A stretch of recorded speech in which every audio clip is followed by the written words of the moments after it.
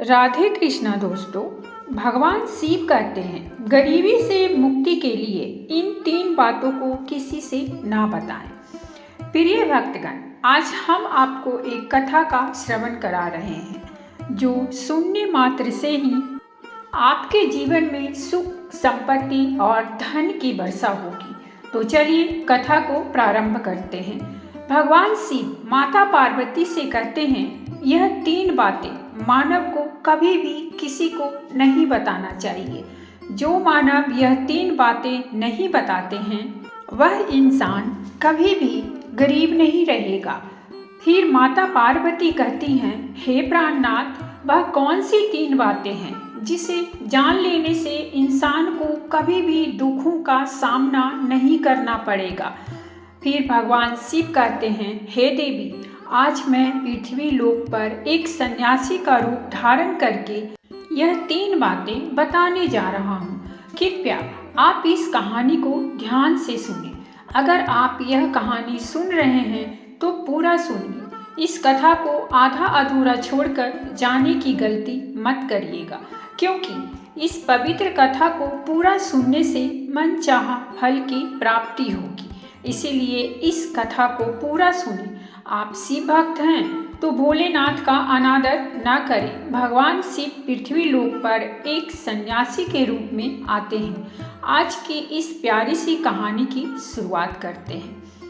प्राचीन समय की बात है। एक नगर में एक धनवान सेठ रहता था। उसके घर में किसी चीज की कोई कमी नहीं थी और उसका व्यापार बहुत अच्छा चल रहा था। उसकी पत्नी भी बहुत खुश रहती थी, क्योंकि सेठ हर महीने उसके लिए नए नए गहने खरीदता था और उसे बहुत प्रसन्न रखता था। प्रिय दोस्तों, सेठ के घर के बगीचे में एक वट वृक्ष था। उस वट वृक्ष के नीचे सन्यासी अपना आसन बिछाकर ध्यान किया करते थे।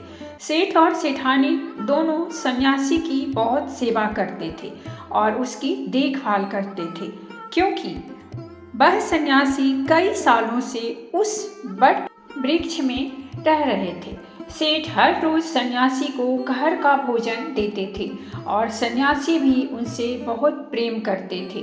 भगवान शिव जो सन्यासी थे वह बहुत खुश थे, क्योंकि उन्हें किसी चीज के लिए कहीं और नहीं जाना पड़ता था। सेठ और सेठानी हर रोज उन्हें स्वादिष्ट भोजन खिलाते थे। प्रिय श्रद्धालुओं, सेठ की पत्नी बहुत ही सरल और भोली स्वभाव की थी। उसकी आदत थी कि वह घर की हर बात बाहर वालों को बता देती थी। एक दिन सेठ की पत्नी ने अपने पति से पूछ लिया, पिया जी, आपका व्यापार कैसा चल रहा है? आप कैसे इतना मुनाफा कमाते हो? दोस्तों, अपनी पत्नी का ऐसा सवाल सुनकर सेठ ने सारी बात बता दी। सेठ ने कहा, प्रिय, मैं अनाज का धंधा करता हूँ। मैं चंबल की घाटी से अनाज खरीदता हूँ और उसे महंगे दामों में बेच देता हूँ। दोस्तों, अपने पति की यह बात जानकर सेठानी बहुत प्रसन्न हुई। उसने सोचा, मेरे पति तो बहुत ही बुद्धिमान हैं।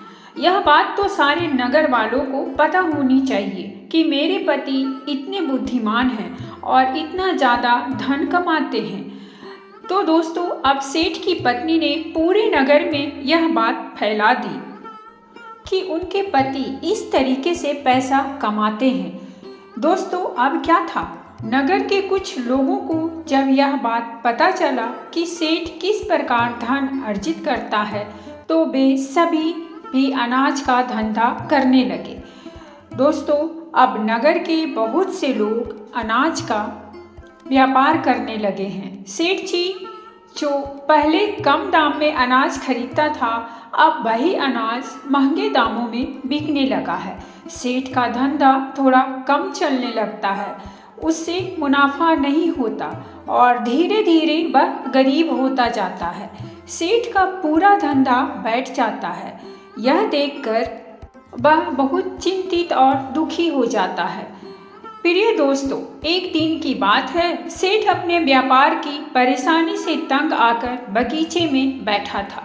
तभी भगवान शिव जो सन्यासी थे वह वहाँ आते हैं और कहते हैं, सेठ जी क्या बात है, आज आप कुछ परेशान लग रहे हो। तब सेठ बताता है, हे संत महात्मा, मेरा व्यापार बहुत मंदा चल रहा है, मुनाफा बहुत कम हो गया है। नगर के बहुत से लोगों ने अनाज का धंधा शुरू कर दिया है, जिससे मेरा धंधा बैठता जा रहा है। भगवान शिव जो सन्यासी थे, सेठ की बातें सुनकर कहते हैं, सेठ जी क्या आपने किसी को बताया था कि आप किस प्रकार अपना धन अर्जित करते हैं, किस प्रकार आप अपनी जीविका चलाते हैं? तब सेठ कहता है, हाँ संत महात्मा, मैंने अपनी पत्नी को सारी बात बताई थी। वह मुझसे पूछ रही थी कि आप इतना धन कैसे कमाते हैं। तब मैंने उसे बताया था कि मैं अनाज का व्यापार करके धन अर्जित करता हूँ। प्रिय दोस्तों, अब सन्यासी को सारी बात समझ में आ जाती है। सन्यासी कहते हैं, सेठ जी आपने बहुत बड़ी गलती कर दी है, आपको सेठानी जी से यह बातें नहीं करनी चाहिए थी। आज मैं आपको एक कहानी सुनाता हूँ और इस कहानी के माध्यम से बताऊंगा कि चाहे कितना भी गरीबी इंसान हो, यह 3 बातें कभी किसी को नहीं बतानी चाहिए। इससे गरीबी आपके आसपास नहीं भटकेगी। प्रिय दोस्तों, अब सन्यासी जो भगवान शिव थे, वह अपनी कहानी प्रारंभ करते हैं। सन्यासी कहते हैं, सेठ जी एक समय की बात है, एक नगर में एक गरीब आदमी रहता था। वह इतना गरीब था कि अपने परिवार के लिए ठीक से भोजन भी नहीं जुटा पाता था। फिर सन्यासी कहते हैं, सेठ जी गरीबी मनुष्य के लिए एक अपमानकारी दुख था। बिना धन के गृहस्थी और घर चलाना बहुत मुश्किल था। फिर सन्यासी आगे कहते हैं, सेठ जी वह गरीब आदमी जैसे तैसे अपने घर वालों का पेट पाल रहा था। कभी उनको भोजन मिल जाता था तो कभी भूखे पेट ही सोना पड़ता था। एक दिन उस गरीब आदमी की पत्नी ने कहा, हमारे पास तो धन ही नहीं है, सुबह को खा ले तो शाम की उम्मीद नहीं है और शाम को खा लें तो सुबह की उम्मीद नहीं है। आखिर ऐसे कब तक चलेगा? मैं जैसे तैसे करके घर चला लूँगी, लेकिन आप धन कमाने के लिए परदेश चले जाइए। इस प्रकार से हमारे परिवार का गुजारा नहीं चलेगा। मनुष्य के पास चाहे कितना ही धन हो, लेकिन अगर उसके पास कोई काम नहीं है तो वह धन भी बेकार होता है। अगर हम कुछ नहीं करेंगे तो अपने बच्चों को कैसे पालेंगे? भूखे मरने से अच्छा है कि किसी की छोटी मोटी मजदूरी ही कर लें। अब पत्नी के बार बार कहने पर वह गरीब आदमी धन कमाने की आस लेकर घर से निकल पड़ा। वह जंगलों के रास्ते से प्रवेश के लिए रवाना हुआ।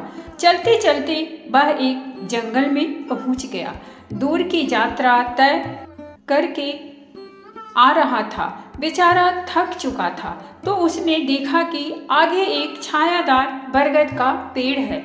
उस पेड़ की लंबी लंबी शाखाएं थीं, उसकी जड़ें जमीन को छू रही थी। शीतल छाया देखकर वह बेचारा गरीब आदमी उस पेड़ के नीचे बैठकर आराम करने लगा। प्रिय दोस्तों, सन्यासी आगे कहते हैं, वह गरीब आदमी वह बरगद के नीचे आराम से लेटा हुआ था। तभी उसने देखा कि कहीं से एक सांप आया और वह सांप उसी पेड़ पर चढ़ गया। गरीब आदमी उस सांप को गौर से देख रहा था और वह सोचने लगा कि यह सांप इस बरगद पर क्यों चढ़ रहा है और अब क्या करेगा। तभी उसने देखा कि उस पेड़ की डाल पर तोता और मैना का घोंसला था। घोंसले में तोता और मैना के बच्चे रखे हुए थे। सांप को देखकर तोता और मैना के बच्चे डर के मारे चिल्लाने लगे। वह गरीब आदमी देखते ही समझ गया कि यह दुष्ट सांप इन बच्चों को खाने आया है। सोचने लगा कि मैंने तो इन बच्चों को देख लिया है, अगर अब मैं इन्हें नहीं बचाता हूँ तो मुझे बहुत पाप लगेगा। बच्चे तो बच्चे ही होते हैं, चाहे वे इंसान के हों या किसी और पक्षी के। बच्चों की हमेशा रक्षा करनी चाहिए। उधर एक सर्प उन बच्चों के पास पहुंच जाता है। तभी वह गरीब आदमी उठता है और फटाफट बरगद के पेड़ पर चढ़ जाता है। उसने उस सर्प को मार गिराया और नीचे फेंक दिया। फिर उसी बरगद के नीचे आकर लेट गया। तोता और मैना के बच्चे अपनी रक्षा करने वाले उस गरीब आदमी को मन ही मन बहुत दुआएं देने लगे। दोस्तों, उसी समय तोता और मैना अपने बच्चों के पास आते हैं। अपने माता पिता को पास आया देख तोता और मैना के बच्चे बहुत खुश होते हैं और उन्हें पूरी घटना बताते हैं कि आज इस वृक्ष के नीचे जो इंसान लेटा है वह हमारे लिए देवदूत बनकर आया है। हमें खाने के लिए एक भयंकर सर्प आया था। इसी इंसान ने उस भयानक सर्प को मारकर हमारे प्राण बचाए हैं। हम इसके ऋणी हो गए हैं। अगर यह इंसान उस सर्प को नहीं मारता तो आज हम घोंसले में जीवित नहीं होते। इसका हम पर बड़ा एहसान हो गया है। अपने बच्चों के मुख से उस मुसाफिर की प्रशंसा सुनकर तोता और मैना बहुत खुश होते हैं। तोता और मैना उस गरीब आदमी के पास पहुंच जाता है और कहता है, हे मनुष्य, तुमने आज हमारे बच्चों की जान बचाकर हमें अपना ऋणी बना लिया है। आप कौन हो और कहाँ जा रहे हो? तोता और मैना के पूछने पर वह गरीब आदमी कहता है, पक्षियों, मैं एक गरीब आदमी हूँ और धन कमाने के लिए परदेश जा रहा था। सफ़र का थका हारा था तो इस बरगद की छाया में बैठकर आराम करने लगा। तब मैंने देखा कि एक दुष्ट सर्प तुम्हारे बच्चों को खाने के लिए तुम्हारे घोंसले के पास जा रहा था। मैंने उसे मार डाला। फिर तोता और मैना बोले, भाई, तुमने हम पर बहुत बड़ा उपकार किया है। संसार में सबसे बड़ी खुशी बच्चों से होती है। बच्चों से अधिक प्रिय तो किसी को कोई नहीं होता। आप भी तो धन कमाने अपने बच्चों के लिए ही जा रहे हैं। अब आपने हमारे बच्चों की जान बचाई है तो हम आपके बच्चों की भूख मिटाना चाहते हैं। तब उन्होंने बताया, हम दोनों तोता और मैना नाम के पक्षी हैं। हम हमेशा कीमती मोती खाते हैं और हमने सुना है कि यह मोती मनुष्यों के लिए बहुत मूल्यवान होते हैं। हम तुम्हें कुछ मोती देते हैं, तुम उन्हें बेचकर बाजार से कुछ खाने पीने का सामान ले आओ और आज से तुम यहीं रहकर हमारे बच्चों की देखभाल करते रहना। हम तुम्हें इसी तरह से रोज यह कीमती मोती लाकर देते रहेंगे। तोता और मैना की बात सुनकर वह गरीब आदमी खुश हो जाता है। सोचता है कि अगर हमें यही धन मिलेगा तो हम बाहर क्यों जाएंगे। प्रिय दोस्तों, वह आगे कहता है कि सेठ जी, वह गरीब आदमी तोता से कुछ मोती लेकर बाजार गया और अपने खाने पीने का सामान खरीद लाया। उस वृक्ष के नीचे उसने एक झोपड़ी बना ली और वहीं रहने लगा और तोता मैना के बच्चों की देखभाल करने लगा। अब तोता और मैना निश्चिंत हो गए। उन्हें उनके बच्चों की रक्षा करने वाला मिल गया था। अब वे निश्चिंत होकर भोजन के लिए सुबह अपने घोंसले से उड़ जाते थे और शाम को लौटकर आते थे। अपने बच्चों को घोंसले में सुरक्षित देखकर वे बहुत खुश होते थे और उस गरीब आदमी का धन्यवाद करते थे और उसे कुछ मोती लाकर देते थे। इस तरह से धीरे धीरे तोता और मैना की नौकरी करते हुए उस गरीब व्यक्ति को 2 महीने बीत गए थे। इधर तोता और मैना के बच्चे भी बड़े हो गए। अब उस गरीब आदमी को अपनी पत्नी और बच्चों की याद आने लगी। एक दिन उसने तोता और मैना से कहा कि हम अपने घर जाना चाहते हैं। पता नहीं हमारी पत्नी और बच्चे कैसे हैं। तब तोता और मैना बोलता है, हे भाई, अब तुम निश्चिंत होकर अपने घर जाओ और अपने बच्चों के साथ रहो। हमारे बच्चे भी अब उड़ने के काबिल हो गए हैं। अब कोई भय नहीं है। तुम अपनी पत्नी और बच्चों को देखो, कभी तुम्हें हमसे मिलने का मन हो तो इसी स्थान पर आ जाना। दोस्तों, इतना कहकर तोता और मैना उस गरीब आदमी को ढेर सारे मोती दे देते हैं। अब वह गरीब व्यक्ति इन मोतियों को अपने साथ लेकर अपने घर पहुंचता है। उसने वह मोती अपनी पत्नी को दिखाए तो उसकी पत्नी बहुत प्रसन्न हुई। उसने पूछा, पतिदेव, तुम यह कीमती मोती कहाँ से लेकर आए हो? तब उस आदमी ने बताया, हे प्यारी, मैं बीते 2 महीने से एक तोता और मैना की नौकरी कर रहा था। उन्हीं ने मुझे यह कीमती मोती दिए हैं। यह मोती बहुत कीमती और अनमोल है। इन्हें बेचकर हम अपना घर और बड़ा बनवाएंगे, अपने बच्चों को अच्छे वस्त्र लाकर देंगे और तुम्हारे लिए भी नए नए गहने बनवाएंगे। प्रिय दोस्तों, भगवान शिव सन्यासी रूप में कहते हैं, सेठ जी, अब वह आदमी उन मोतियों को बेचकर बाजार से अपने घर का सारा जरूरी सामान ले आया और अपना नया घर बनवाने लगा और वह आराम की जिंदगी जीने लगा। प्रिय दोस्तों, उस नगर के राजा प्रताप सिंह एक अजीब रोग से ग्रसित हो गया।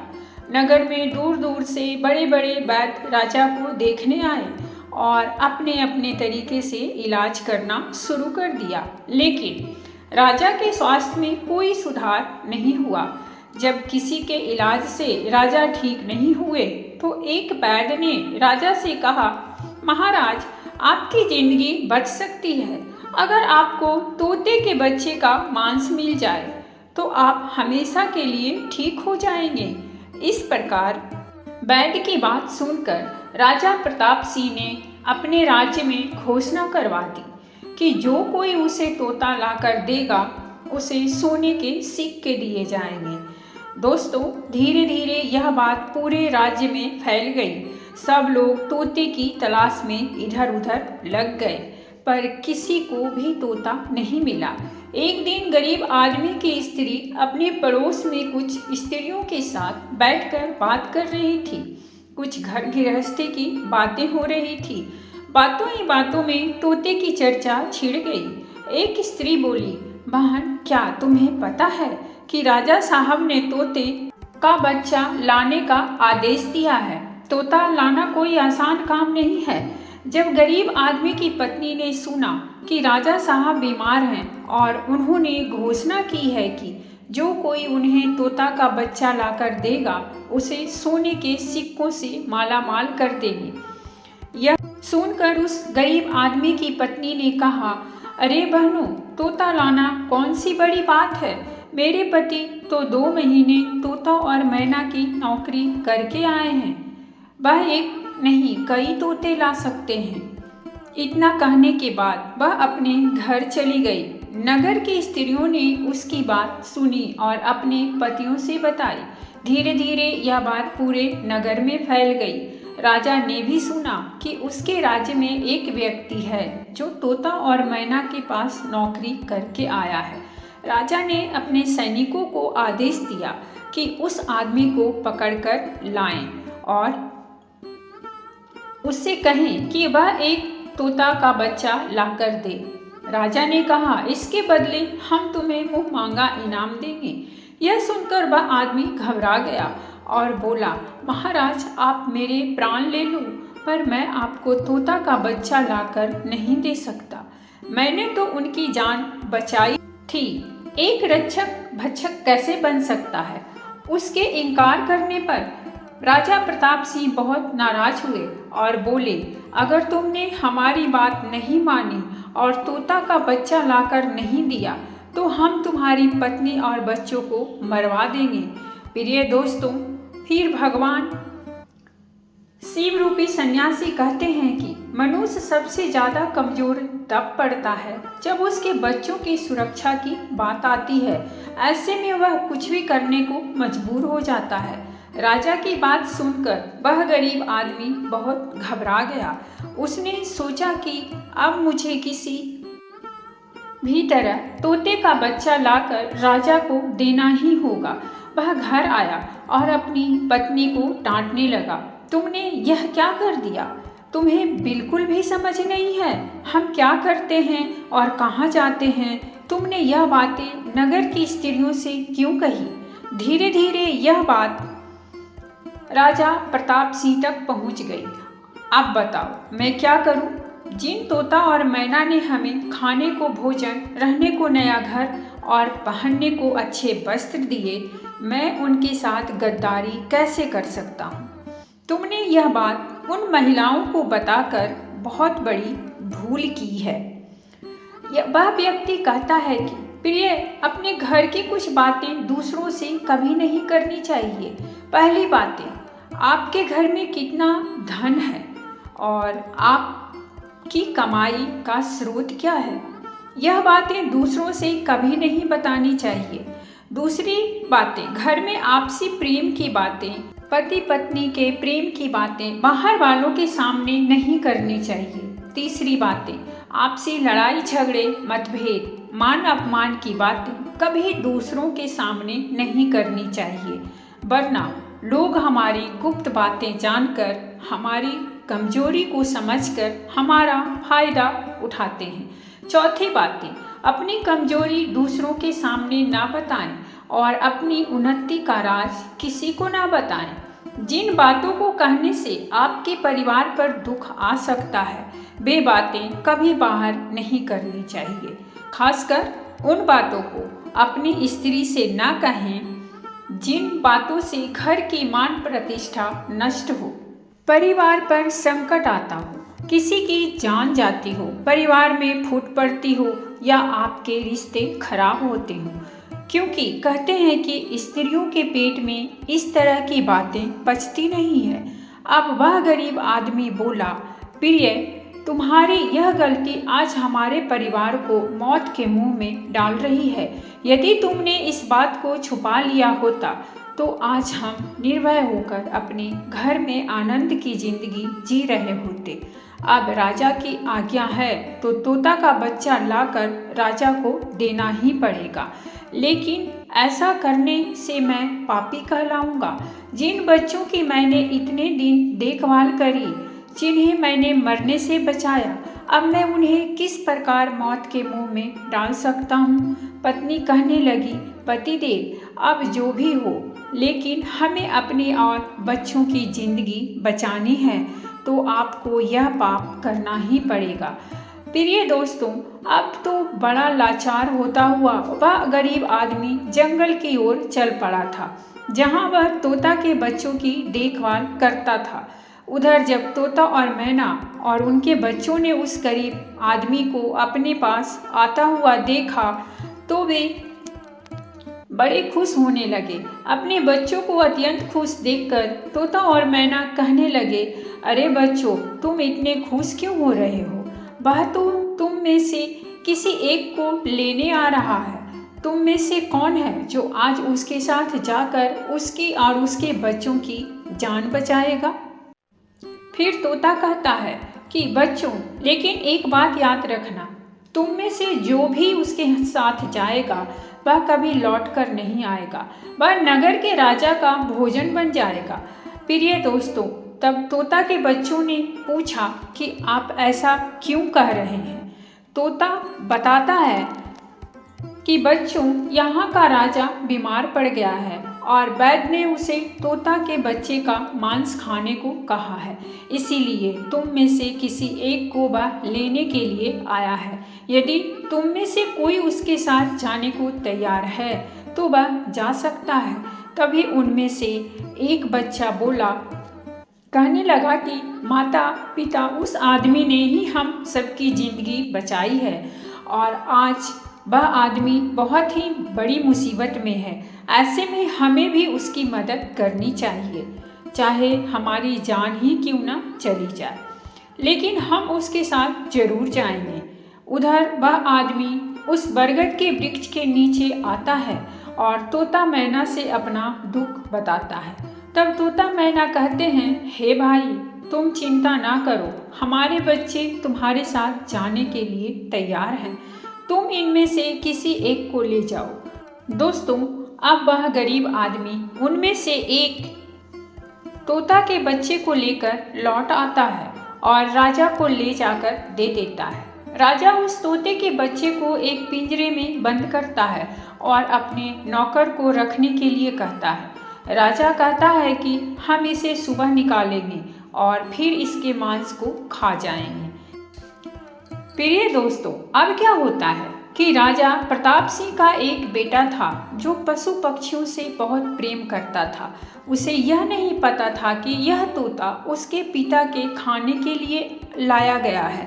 वह अपने मित्रों के साथ उसी जगह पर खेल रहा था जहां तोते का बच्चा पिंजरे में कैद था। राजकुमार ने जब एक सुंदर तोते को पिंजरे में बंद देखा तो वह उसके साथ खेलने लगा। तभी राजकुमार का एक मित्र कहता है, मित्र, तुम इस पक्षी को बाहर निकालो, और यह कितना सुंदर तोता है, पिंजरे में इसका रहना बिल्कुल सही नहीं है, हम इसे आज़ाद कर देते हैं। अपने मित्र की बातें सुनने के बाद राजकुमार ने उस तोते के बच्चे को पिंजरे से बाहर निकाल देता है। जैसे ही वह पिंजरा खोलता है, तोता का बच्चा आकाश में उड़ जाता है। धीरे धीरे यह बात राजा तक पहुंची कि आपके राजकुमार ने उस तोते को छोड़ दिया है।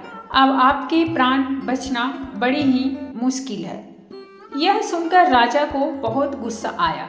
उन्होंने तुरंत राजकुमार को बुलाया और गुस्से में कहा, अरे नादान पुत्र, तूने उस तोते के बच्चे को क्यों छोड़ दिया? राजकुमार बहुत घबरा गया और बोला, पिताजी, मुझे क्या पता था कि वह उड़ जाएगा, मैं तो उसके साथ खेलना चाहता था। अपने पुत्र की बात सुनकर राजा को और भी गुस्सा आया। उन्होंने उसे नगर से निकालने का आदेश दे दिया। प्रिय दोस्तों, अब राजा के सैनिक राजकुमार को नगर की सीमा से बाहर छोड़ देते हैं। उधर वह तोते का बच्चा उड़कर अपने माता पिता के पास पहुंचता है और उन्हें सारी बात बताता है कि राजा के बेटे ने उसे आज़ाद कर दिया है। तोता और मैना ने जब अपने बच्चे को देखा तो कहा, पुत्र, राजा के बेटे ने तुम्हें तो आज़ाद कर दिया, लेकिन वह खुद संकट में फंस गया है। उसके दुष्ट पिता ने उसे नगर से बाहर निकाल दिया है। अब उसकी जिंदगी की जिम्मेदारी तुम्हारे ऊपर है। तुम जाओ और उसकी मदद करो। प्रिय दोस्तों, तोता राजकुमार की मदद करने के लिए उसके पास पहुंच जाता है। राजकुमार उसे देखते ही पहचान लेता है। यह तो वही पक्षी है जिसे मैंने पिंजरे से आज़ाद किया था। राजकुमार कहता है, तुम्हारी वजह से मुझे मेरे पिता ने नगर से निकाल दिया है। अब तुम ही बताओ, मैं क्या करूं, कहाँ जाऊं? तोता कहता है, मित्र, तुम चिंता मत करो, तुमने मेरी जान बचाई थी, इसीलिए मैं तुम्हारी मदद करने आया हूँ। दुख सुख में अब मैं तुम्हारे साथ हूँ। दोस्तों, अब राजकुमार खुश हो जाता है क्योंकि उसे कम से कम एक साथी तो मिल ही गया था। अब तोता और राजकुमार दोनों एक दूसरे के साथ नगर में घूमने लगते हैं। चलते चलते वे दोनों एक सुंदर बगीचे में पहुंच जाते हैं। उसी बगीचे में वहां के राजा की पुत्री भी अपनी सहेलियों के साथ घूमने आया करती थी। उस राज्य के राजा की कन्या का नाम रूपमती था। राजकुमारी रूपमती बहुत ही सुंदर थी और उसकी खूबसूरती की चर्चा पूरे नगर में होती थी। राजकुमार और तोता उस बगीचे में बैठे हुए थे। तभी वहां राजा की कन्या रूपमती अपनी सहेलियों के साथ बगीचे में घूमने आती है। राजकुमारी को देखकर राजकुमार वृक्ष के पीछे छुप जाता है और तोता राजकुमारी के सामने पहुंच जाता है। राजकुमारी उस सुंदर तोता को देखकर मोहित हो जाती है। वह उसे पकड़ना चाहती है, लेकिन तोता उसकी पकड़ में नहीं आता। यहाँ राजकुमार राजकुमारी रूपमती की सुंदरता पर मोहित हो जाता है। दोस्तों, कुछ समय बगीचे में टहलने के बाद राजकुमारी अपने महल में लौट जाती है। राजकुमार पूरी तरह से राजकुमारी पर मोहित हो गया था। अब तो उसे एक पल भी अच्छा नहीं लग रहा था। तब तोता ने कहा, प्रिय मित्र, तुम चिंता मत करो, तुम जिसे चाहने लगे हो, मैं तुम्हें उससे मिलवा दूंगा।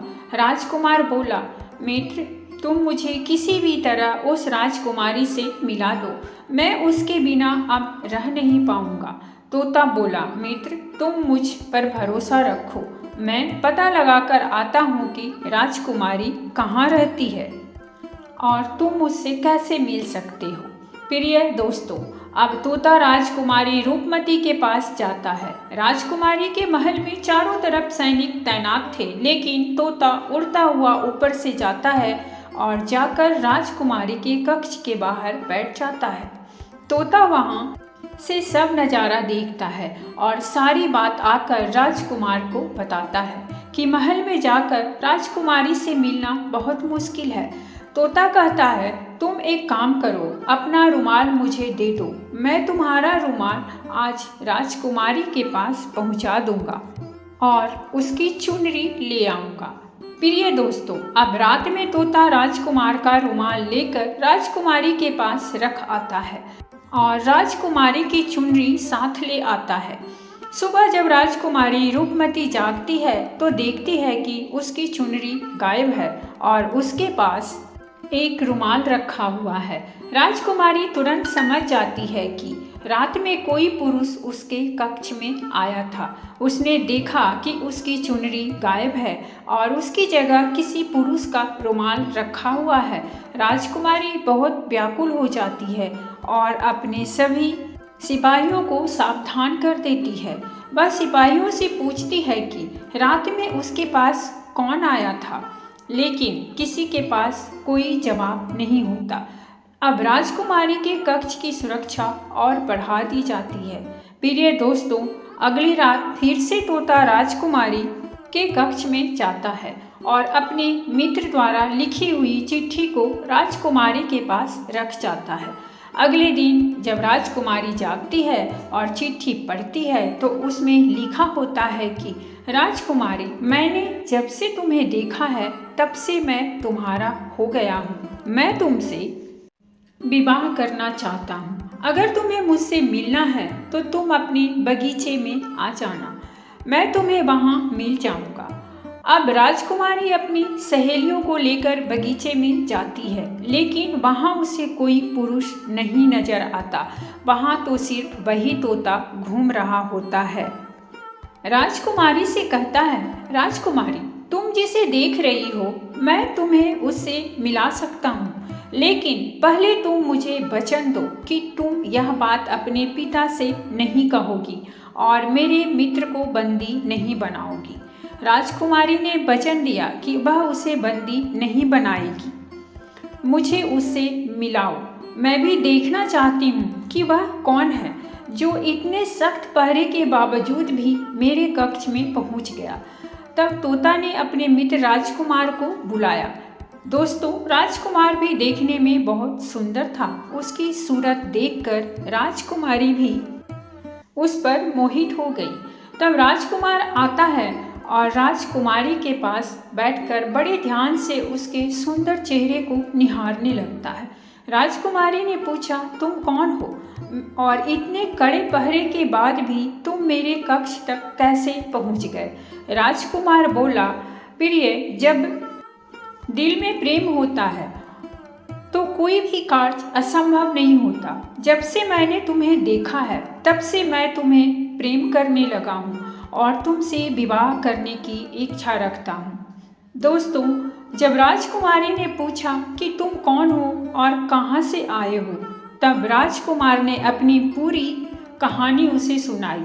राजकुमार की कहानी सुनने के बाद राजकुमारी के मन में उसके लिए सहानुभूति हो गई। अब तो रोजाना राजकुमारी रूपमती उस राजकुमार से मिलने उस बगीचे में आया करती थी। एक दिन राजकुमारी ने कहा, राजकुमार, मेरे पिता तुम्हारे साथ मेरा विवाह कभी नहीं करेंगे, इसीलिए मैं तुम्हारे साथ भाग चलती हूँ और कहीं दूसरी जगह चलकर हम अपना विवाह कर लेंगे और आनंद पूर्वक रहेंगे। प्रिय दोस्तों, अब वही होता है। राजकुमारी उस राजकुमार के साथ घोड़े पर सवार होकर भाग जाती है और काफ़ी दूर जाने के बाद वे एक झोपड़ी बनाते हैं और विवाह करके दोनों साथ रहने लगते हैं। दोनों को रहते रहते बहुत समय बीत जाता है और वह तोता भी उन्हीं के साथ रहता है। प्रिय दोस्तों, भगवान शिव सन्यासी रूप में कहते हैं, सेठ जी, उस राजकुमार की झोपड़ी में किसी तरह से आग लग जाती है और उसी आग को बुझाने के चक्कर में उस तोते का एक पंख जल जाता है। तब तोता ने कहा, देखो मित्र, अब आप अपने घर चले जाइए। अब आपके पिता का गुस्सा भी शांत हो गया होगा। अब आपके पिता आपसे कुछ नहीं कहेंगे। जब वह आपको अपनी बहू के साथ देखेंगे तो वह आपको माफ़ कर देंगे। मेरा तो एक पंख जल गया है, मैं अब उड़ नहीं सकता, इसीलिए मैं कुछ दिन तक यहीं रहकर अपने पंख होने का इंतज़ार करता हूँ।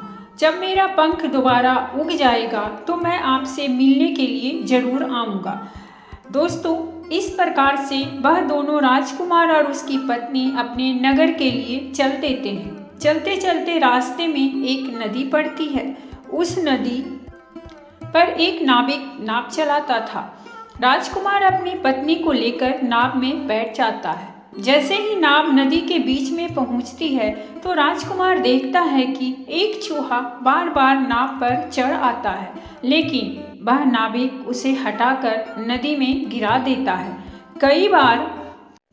कई बार उस चूहे को नाविक हटा देता था। तब राजकुमार कहने लगा, अरे यह बेचारा इस प्रकार से तो जल में डूबकर मर जाएगा। ये अपने प्राणों की रक्षा करने के लिए इस नाव पर चढ़ रहा है, इसे चढ़ जाने दो। जब राजकुमार ने नाविक से कहा कि आप इस चूहे को चढ़ जाने दें, तो राजकुमार के कहने पर उस नाविक ने उस चूहे को अपनी नाव पर चढ़ जाने दिया। जैसे ही चूहा नाव के अंदर गया, वह अंदर जाकर छुप गया। थोड़ी देर बाद उन्होंने देखा कि नाव के अंदर धीरे धीरे पानी आने लगा। दोस्तों, उसी चूहे ने नाव को काटकर उसमें छेद कर दिया था, जिससे नाव में पानी भरने लगा। जब नाव में पानी बढ़ने लगा तो नाव पानी में डूबने लगी। धीरे धीरे जब नाव पूरी तरह डूब गई तो उसी समय राजकुमारी और राजकुमार पानी में बहने लगे। पानी के बहाव से राजकुमार बहुत दूर पहुंच गया और राजकुमारी रूपमती भी उसी पानी में बहती हुई राजा के बगीचे में जा पहुंची। बगीचे में रहने वाला माली जब राजकुमारी को बेहोश अवस्था में नदी के किनारे पड़ा देखता है तो वह जाकर राजा को यह खबर देता है। राजा जब सुंदर लड़की को देखता है तो वह उस पर मोहित हो जाता है और सुंदर राजकुमारी को देखकर उसे अपने महल में ले आता है और राजवैद्य से उसका इलाज करवाता है। दोस्तों, कुछ दिन बीतने के बाद जब राजकुमारी ठीक हो जाती है तो एक दिन वह देखती है कि राजा उसके करीब खड़ा है। राजा ने पहले ही राजकुमारी रूपमती के चेहरे को निहार रखा था। अब वह राजकुमारी से विवाह करना चाहता था। राजा कहने लगा, हे राजकुमारी, तुम्हारा भी इस दुनिया में कोई नहीं है। अब तुम हमारी पत्नी बन जाओ, तुम हमारी रानी बन जाओ और हमारे महलों में बड़े आराम के साथ रहो। प्रिय दोस्तों, राजकुमारी रूपमती बहुत ही बुद्धिमान थी। उसने अपने मन में विचार किया कि यदि वह इस समय राजा को विवाह करने से मना करती है तो राजा उसके साथ जबरदस्ती करेगा। इसीलिए उसने राजा से कुछ दिनों के लिए समय मांग लिया। रूपमती बोली, राजा साहब, थोड़े दिन ठहर जाओ, उसके बाद मैं तुमसे विवाह कर लूँगी। अब राजकुमारी उसी राजा के महल में रहने लगी और गरीब असहाय लोगों को भोजन करवाने लगी। दोस्तों, उधर अब क्या होता है, उसका जो पति था राजकुमार, जो पानी में बह गया था, वह बेचारा मुसीबत का मारा हुआ इधर उधर घूमता हुआ उसी जगह पर भोजन की तलाश में पहुंच जाता है जहां राजकुमारी गरीबों को भोजन कराती थी। वही राजकुमार भी पहुंच गया। राजकुमारी ने उसे देखते ही पहचान लिया और उसकी आंखों में आंसू आ गए। राजकुमारी ने राजकुमार को एकांत में बुलाया और सारी बात बताई। उसने कहा, हे स्वामी, आप यहाँ आराम से रहिए और इसी राजा की नौकरी कीजिए। जब हमें मौका मिलेगा तब हम यहाँ से भाग चलेंगे। दोस्तों, राजकुमार उसकी बात से सहमत हो गया और राजा का नौकर बनकर महल में रहने लगा। वह राजकुमारी रूपमती की सहायता करने लगा और गरीबों को भोजन परोसने लगा। लेकिन राजा को यह नहीं पता था कि राजकुमार उसका पति है। राजा तो उसे अपना नौकर समझता था। प्रिय दोस्तों, इस प्रकार राजकुमारी रूपमती राजकुमार के साथ पक्षियों को दाना चुगाती थी। एक दिन वही तोता राजकुमारी के यहाँ दाना चुगने आया। अब उसके नए पंख निकल आए थे। जब उसने दाना चुगने आया तो राजकुमार और राजकुमारी को पहचान लिया। राजकुमारी रूपमती ने तोता को देखा तो उसकी आंखों में आंसू छलक आए। उन्होंने तोता को पूरी कहानी सुनाई कि वे इस प्रकार से यहाँ फंस चुके हैं और राजा को भी नहीं पता कि वे पति पत्नी हैं। तब तोता कहने लगा, हे राजकुमार, आप चिंता मत करो। आज रात राजा के सभी सैनिक सो जाएंगे, तब हम तुम्हें यहाँ से निकालकर तुम्हारे पिता के घर पहुँचा देंगे। प्रिय दोस्तों, वही हुआ जो होना था। जब रात होती है तो राजा के सभी सिपाही गहरी नींद में सो जाते हैं। जब सभी सैनिक सो गए तो उसी समय राजकुमारी और राजकुमार महल से निकल पड़े। रात के अंधेरे में वे राजकुमार अपने पिता प्रताप सिंह के राज्य में पहुंच गया। राजकुमार अपनी पत्नी को साथ लेकर अपने पिता के पास पहुंचा। उन्हें देखकर राजकुमार का पिता बहुत प्रसन्न हुआ। उसे अपनी करनी पर पछतावा हुआ कि उसने अपने पुत्र को नगर से निकालकर बहुत बुरा किया। वह बार बार अपने पुत्र से क्षमा मांगता है। तब राजकुमार ने बताया, हे पिताजी, मेरी रक्षा उसी तोते ने की जिसे आप मारकर खाना चाहते थे। उसी ने मेरे प्राण बचाए हैं और मुझे शत्रुओं से छुटकारा दिलाया है। राजकुमार के मुख से तोते की बात सुनकर राजा बहुत प्रसन्न हुआ और उसी दिन से राजा ने प्रण किया कि आज से हमारे राज्य में कोई भी पशु पक्षियों को नहीं मारेगा और सभी लोग उन्हें दाना देंगे। प्रिय दोस्तों, इतनी कहानी सन्यासी सेठ जी को सुनाते हैं और बताता है कि देखा सेठ जी, इस प्रकार कुछ बातें बताने पर जीवन में घोर संकट आ सकता है। इसीलिए यह बातें किसी को भी नहीं बताना चाहिए। जैसे आपने अपनी पत्नी को बताया कि आप किस प्रकार धन अर्जित करते हैं और आज आपका व्यापार खतरे में है। प्रिय दोस्तों, सेठ जी को अपनी गलती का एहसास होता है और वह अपनी पत्नी को समझाते हैं कि तुम इन बातों को किसी को मत बताया करो। फिर भगवान शिव कहते हैं कि हे देवी, हमारी आज की यह कहानी यही समाप्त होती है। तो दोस्तों, ये थी हमारी आज की कहानी। अगर कहानी अच्छी लगी हो तो प्लीज़ हमारे चैनल को सब्सक्राइब कीजिए, वीडियो को लाइक और शेयर जरूर कीजिए। कहानी सुनने के लिए बहुत बहुत धन्यवाद।